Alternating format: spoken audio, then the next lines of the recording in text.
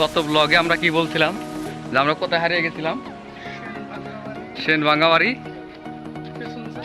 আচ্ছা, পেছন সাইড হয়তো। কিন্তু আজকে আমি আর মিরাজ যে দুজন আসছি, আজকে কোনো প্ল্যান ছিল না, কিন্তু আজকে আমরা দোকনালার ভিতরে যাচ্ছি। হারিয়ে গেছি, আমরা রাস্তায় চিনতে পারতেছি না। এই যে দেখেন না, রাস্তাই নাই, আমরা কোথায় দিয়ে আপনাদের আমি রাস্তা দেখাচ্ছি।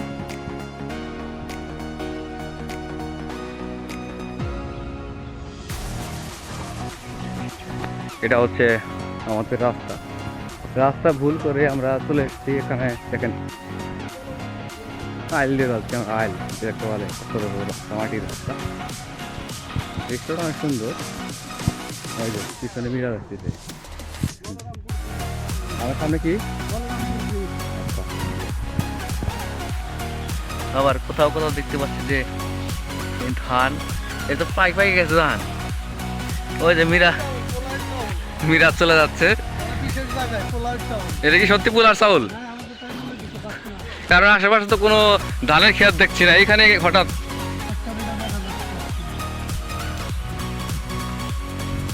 এই আমাদের গন্তব্যকে আমরা এসেছি। কোথায়? 1 কিলো।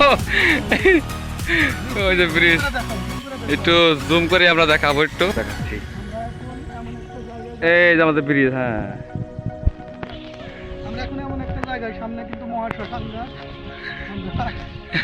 তো সেখানে কি সাবধানে যেতে হবে আমাদের? মিরাজ, আমরা এখন আছি কোথায়? আমরা বলরামপুর ব্রিজের পূর্ব পাশে। এখন 1 কিলোমিটার পর 1 কিলো। আমাদের সামনে এখন শ্মশান ঘাট করবে। নদীটা দেখাও।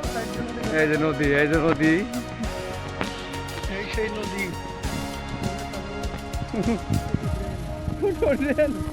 এদিকে এদিকে মৃত নদী প্রায়। মিরাজ, এখন আমরা কোথা দিয়ে যাচ্ছি? এই তো শ্মশান ঘাট, ওই পাশে এই যে নদী।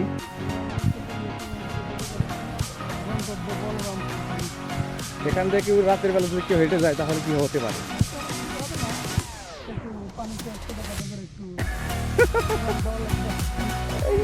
আর কিছু হয়তো না, আমার না তো কি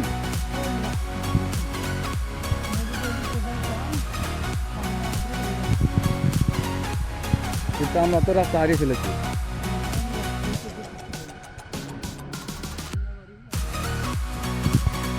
আমরা কোথায় চলে আসলাম এখন? এই যে আমি আপনাকে দেখাচ্ছি, এটা একটা ঈদগাহ মাঠ। আমরা ঈদগাহ মাঠে চলে আসছি এখন। আমাদের আর মাত্র একটুখানি দেরি, তাই আমরা পেয়ে যাব।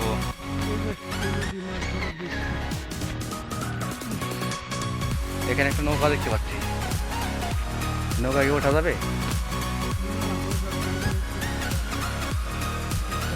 অবশেষে আমাদের কাঙ্ক্ষিত সেই গন্তব্যে আমরা পৌঁছালাম।